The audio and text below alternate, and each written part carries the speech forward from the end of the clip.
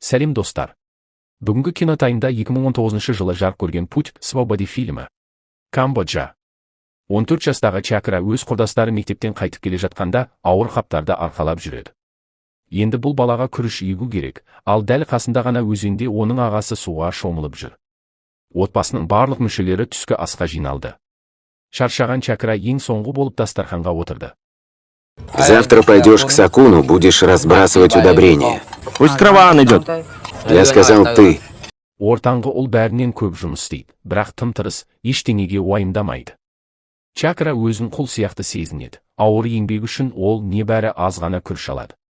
Оны не үшін туғаны түсініксіз. Таңертең Чакра пальмаға шығып ойланды, өмірін қалай да өзгерту керек.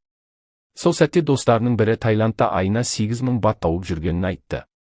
Чакра мен тағы бір бала да Таиландқа барып ақша тапқысы келеді. Біздің кейіпкерге үйде бәрібір ештеңе бұйырмайды. Бүкіл мұра ағасына қалады. Завтра опять удобрения. Ясно. Бүгін Чакра оңай келісті, себебі ол таң ата бәрібір үйден қашып кетпек болды. Ол досында бірге Таиландқа кетуге, бірнеше жыл жұмыс істеп қайтуға үгіттеп көрді. Извини, я не могу. Я не поеду. Чакраны басқа жұмысшылармен бірге төбешік маңына түсіріп кетті. Әрқайсысы жол ақысы үшін $500 төлеуі тиіс еді. Бірақ Чакрада да, тағы бір ер адамда да ақша болмады. Бұл екеуін басқа фабрикаға апарады, оның үстіне алғашқы айда тегін жұмыс істейді. Кия балаларын асырау үшін келгенін айтты. Бала оған бірге жүрейік деп ұсыныс жасады. Барлық жұмыс іздеушілерді жиналатын жерге мотоциклмен жеткізді. Далада оларды қайта алып кеткенше түн ортасына дейін күтуге тура келді. Тасымалдаушы жұмысшыларға фургонға мініп көрінбес үшін брезентпен жамылуды бұйырды. Чакра мен Кияны бөлек кабинаға отырғызды. Бірнеше сағаттан кейін көлік портқа тоқтады. Семіз еркек бәріне тез арада кемеге мінуді бұйырды. Это обман. Я не поеду. Не поедешь? Не поедешь? Кияның басын қанша ұрып жаралады. Басқа камбоджалықтармен бірге ол үнсіз кемеге кірді. Таң атпай жатып ақ кеме жүзіп кетті. Ашық теңізге шыққан соң семіз еркісі балықшылар тобына жолығып, бастығына 2 қайыршыны иекпен нұсқады. Самман оларға бөшкелерді өзінің ескі кемесіне тасуды бұйырды. Жұмыс біткен соң тайлық кете беруге әмір етті. Кемеде бар болғаны 4 жаңа жұмысшы болды. Самман оларды пайдасыз малдар деп балап, жұмысқа кірісуді бұйырды.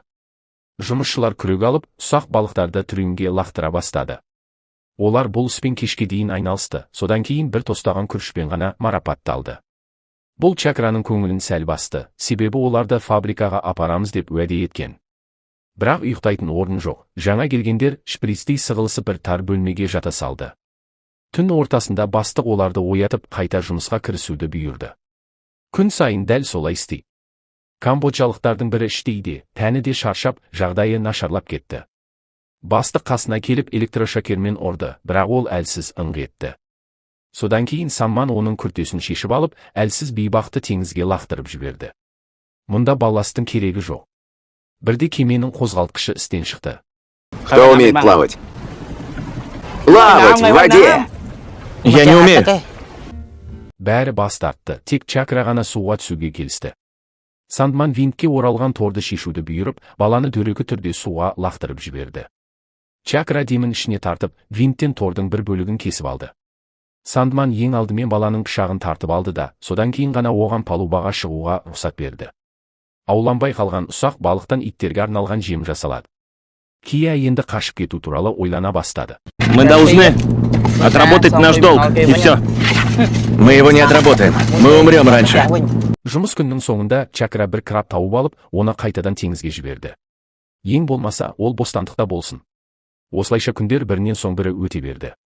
Чакра анда-санда ойға шомып, олар қазір қайда екен деп ойлайтын, бірақ бұл сұрағына жауап таба алмады. Қарақшылар тарап кетуге дайындалды. Балықшыларға жағаға шығуға тыйым салынды.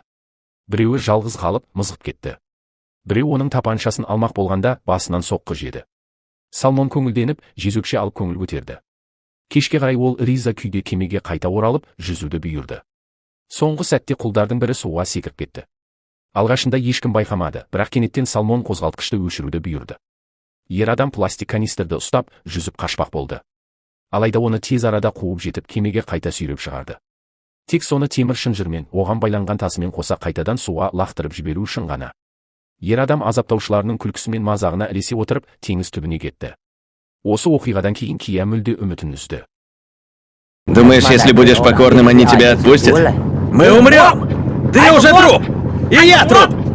Бұл өлілер теңізі, өлгенше жұмыс істейсің деп Кия қайта-қайта қайталай береді. Чакра тай тілінде әрең сөйлеп үйреніп, қарыздарын қашан өтейтіндерін сұрады.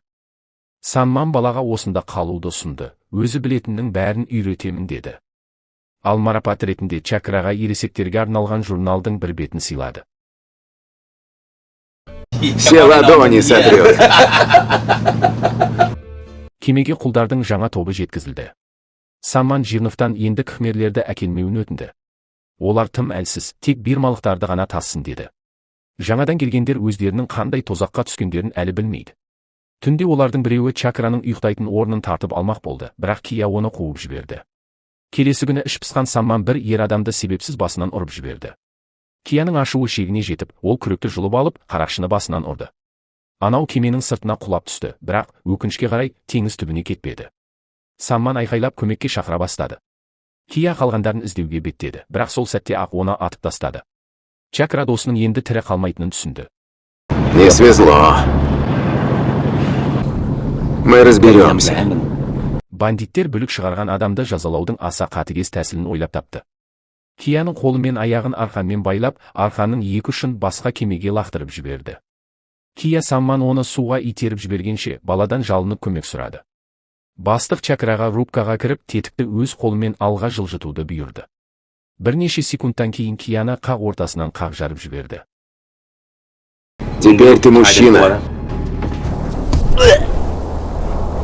Сол түні Чакраны ақыры өз ұйықтайтын орнынан қуып жіберді. Енді оны қорғайтын ешкім қалмады. Бала әр жолы ірілеу балық тапса, оны бандиттерге апарып береді. Самман өз шәкіртіне риза. Оның ойынша теңізде тек жастар ғана тірі қалады. Мне приходилось еще хуже, чем тебе. Жаңадан келгендердің бірі балаға бір түйір балық бергенін көріп, кешке оның күріш үлесін тартып алды. Өз үлесін жеп қойған деген сылтау айтты. Рамили жағдайдың мән жайын бірден түсінді. Сондықтан келесі жолы балықты өзі ұрып өлтіріп, тікелей бастыққа апарды. Ол Самманның жаңа сүйіктісіне айналып, артықшылықтарға ие болғысы келді.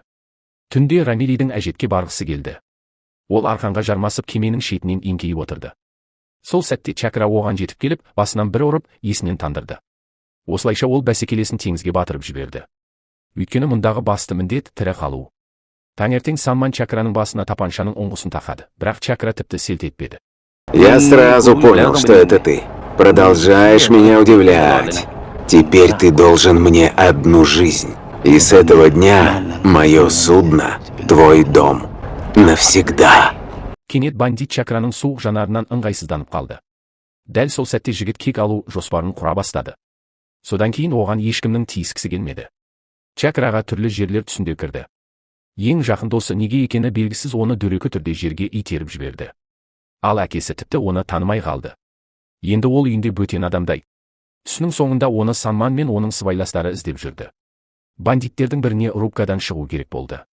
Ол балаға кемені түзу жүргізіп, ештеңе істемеуді бұйырды. Чакра басқаруды тез меңгеріп алды да, тәжірибе жасап жүріп кемені бұрып жіберді. Сол үшін желкеден бір соққы алды. Балықшылар әдеттегіден де алысқа жүзіп кетті. Мұнда балық көп, бәсекелес те жоқ. Жұмыс кезінде Чакра жанынан қалқып өткен мәйітті көрді. Өлілер теңізі деп ол ойлады. Өлер алдында досы балалары туралы айтқанын есіне алды. Бүгін Чакра балықтардың арасынан адам сүйегін тауып алып, оны жастығының астына жасырды. Қалған құлдар ұйықтаған соң бала кеменің қозғалтқышын тоқтатты. Бір бандит төменге не болғанын тексеруге түсті. Сол сәтте қараңғылықтан Чакра атып шығып, оны сүйекпен ұрып өлтірді. Мәйітті жасырып түні бойы рубкада отырды. Ал жоғарыға екінші қылмыскер көтерілгенде, оның да бас сүйегін аяусыз жарып жіберді. Енді бастығымен есеп айырысу керек еді. Самман штурвалда тұрған баланы көріп, оған жымиды. Еркек бәрін түсініп тапаншасын суырып алды. Ты правда настоящий мужчина. Соған қарамастан, Самман баланың осылайша бетпе-бет шабуыл жасайды деп ойламады. Чакра оны басынан бір қатты ұрып өлтірді. Бала құлдарға Самманның денесін кемеден теңізге лақтыруды бұйырды. Ал оның сыбайласын Чакра өзі ақ кемеден тастап жіберді. Бақытына қарай, Чакра бұл кемені басқаруды әлдеқашан үйреніп алған еді. Ол бағытты белгілеп кемені басқа жаққа бұрды. Алда тағы бір құлдар мінген кеме көрінді. Құл иеленушілер ештеңе сезбес үшін, Чакра ер адамдарға торларды түсіруді бұйырды. Бандиттер темір қорапта қомақты ақша сақтап келген. Чакра үшін бұл көрген азаптарының өтеуі болды. Кеме жағаға тоқтады. Бала ақыра одан түсе алды. Ал басқа құлдар неге екені белгісіз, оның соңынан еруге асықпады. Мүмкін, бұл ескі кемені өздеріне қалдырғысы келген шығар. Чакра үйіне автобуспен әрі автостоппен жетті. Бейтаныс жігіттер оған газды сусынмен бөлісті. Шынымен де ол қайтадан адамдардың ортасына оралды ма? Өзін өлтірушілер мен хайуандар деп атаған бандиттерден алыс, қалыпты өмірге қайта келгендей болды. Чакра отбасы түгел еңбек етіп жүрген күріш алқабының жанына тоқтады. Бала көз жасына ерік берді. Бірақ кенет ол енді ешқашан қайтадан құл болғысы келмейтінін түсінді. Оған мұндай отбасы керек емес еді. Чакра өз жолымен жүреді. Қазіргі таңда оңтүстік шығыс Азияда шамамен 200 мыңға жуық ер адам мен жас өспірім құлдықта өмір сүріп жатыр. Достар, шолуымыз ұнаған болса, лайк басып, пікір қалдырыңыздар. Шолуларымызды бірінші болып көру үшін арнаға тіркеліп қоңыраушаны басып қояйық. Келесі кинотаймда кездескенше.